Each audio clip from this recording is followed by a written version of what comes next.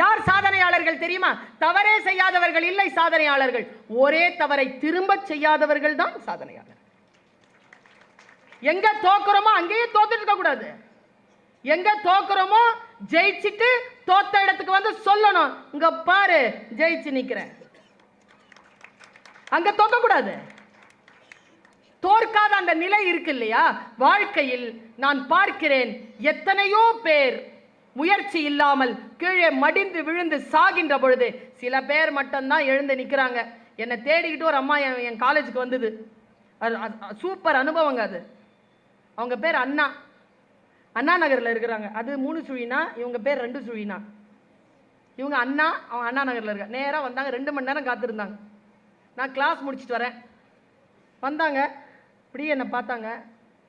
சரி போயிட்டு வரேன் அப்படின்ட்டு போயிட்டாங்க. நான் திரும்பி ஓடனேங்க அவங்க பின்னால். என்ன வந்தீங்க பார்த்தீங்க? இல்லை நான் டெய்லரு, டிவியில் பார்த்தா கணிக்க முடியல, நேரில் பார்த்தேன், தெரிஞ்சுக்கிட்டேன், ஒரு சுடிதார் உங்களுக்காக தைச்சிட்டு கொண்டு வரேன் அப்படின்னு போயிட்டாங்க. நான் போனேன், என்ன வாங்க உட்காருங்க ஒரு டீ குடிங்க. என்ன 65 வயசு இருக்கும். என்னன்னு கேட்டேன். ஏன் வாசிக்கணும் தெரியுமா? இந்த புத்தக கண்காட்சி ஒரு பண்பாட்டு நிகழ்வாக ஏன் அரசாங்கம் முன்னெடுத்து நடத்துகிறது தெரியுமா? வெறும் புத்தகங்கள் மட்டும் அல்ல, எழுத்தாளர்களை பேச வைக்கிறார்கள். அவர்கள் புத்தகம் உள்ளே இருக்கு, பேச வைக்கிறார்கள். பேச்சாளர்களை, சிந்தனையாளர்களை அழைத்து பேச வைக்கிறார்கள். வாசிப்பதும் கேட்பதும் ஆடுவதும் பார்ப்பதுமான 5 புலன்களையும் உங்களை ஆன்ல வச்சிருக்கக்கூடிய இந்த முயற்சி இருக்கு இல்லையா? இந்த முயற்சி நான் பவா சார் கிட்ட சொல்லிட்டு இருந்தேன் வரும்போது, சார் நம்ம கிட்ட இந்த பழக்கம் இருந்தது சார்.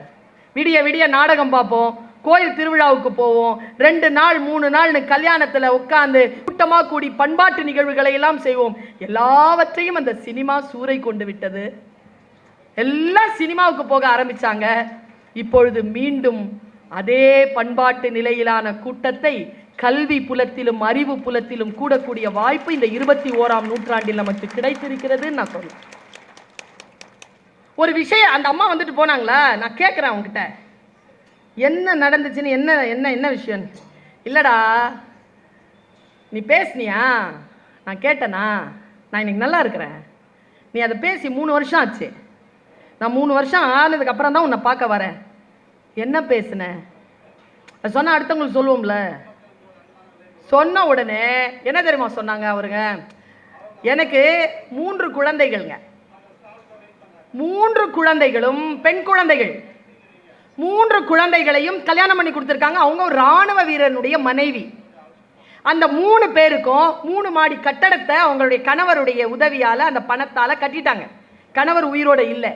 3 பேரும் கல்யாணம் பண்ணி கொடுத்து 3 பேரும் அங்கே கொடுத்தன இருக்காங்க. கிரவுண்ட் ஃப்ளோரில் அவங்க இருக்கிறாங்க. அப்போது அந்த 3 குழந்தைகளில் ஒரு குழந்தை சொல்லிச்சான், நீ வேற எங்கேயாவது வீட்டுக்கு போய் இருமா, என்னோட இருக்கிறது மேலே போயிட்டு வந்துக்கிட்டு இருக்கிறது கஷ்டமாக இருக்குது, இந்த வீடை நாங்கள் விற்க போகிறோன்னு அவங்க பேரில் எழுதி கொடுத்துட்டாங்க. அப்புறமா தான் கேள்விப்படுறாங்க தான் எப்போ சவோன்னு எதிர்பார்த்துட்டு இருக்குதுங்க இந்த 3 பொண்ணுங்கள்னு. இங்கே வீடுங்க. பெண்களுக்குன்னு வரக்கூடிய கொடுமை என்ன தெரியுமா சார்? ஆண்களுக்கும் வருது. ஆனால் பெண்களுடைய மிகப்பெரிய துக்கம் என்ன தெரியுமா?